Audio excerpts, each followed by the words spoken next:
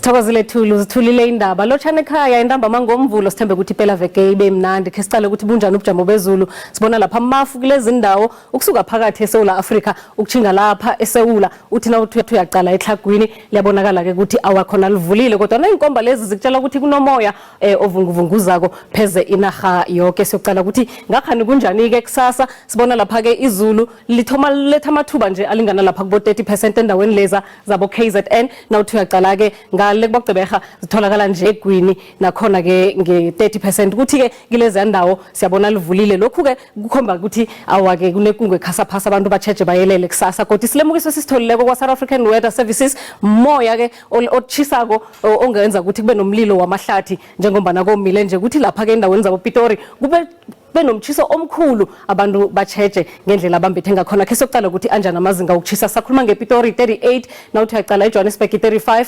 eCarltonville bo 34 kuyatsho ukuthi iGauteng pheze yonke iyachisa kusasa sokuqala iLimpopo ukuthi ngayo na injani na chisa khulu lapha eliphalale nge39 nabo Musina nge38 nakhona ke na uthi yayiqala iLimpopo iyachisa yonke impumalanga noma kube namathuba wezulu alinganiselwa ku 30% kodwa na ke akawususa umchiso obonakala lapha kubo Middleburg emalahleni nge35 ukuthi lapha ke embombela ngakufuthumele khona ke nge29 iKwaZulu Natal nayo ke amathuba wezulu nge30% ipholile ke lapha endaweni zabo uLundi na uthi yaqala ke kubo Richards Bay nakhona ke kufuthumele lapha eDurban ukuthi khona ke ukuphola nge21 Eastern Cape likhamba liveza ihloko ke ezinye indawo na uthi yaqala imalitswa elifuthumele ngezinye indawo eziningi ngapho ke ngeEastern Cape lipholile lapha eMthatha ngakufuna uba makhazana ke khona nge18 iWestern Cape na uthi yaqala ifuthumele endaweni eziningi kupholile lapha eCape Town nge21 likhamba liveza ihloko noma kunamafu nje asokuqala ukuthi Northern Cape yona injani siyabona ukuthi ngenzeka kube namathosana wezulu nakunjalo ke iSpringbok yona ifuthumele nabo Uppington sibona lapha ke eGuruman khona ke kuyachisa nge34 iFreystata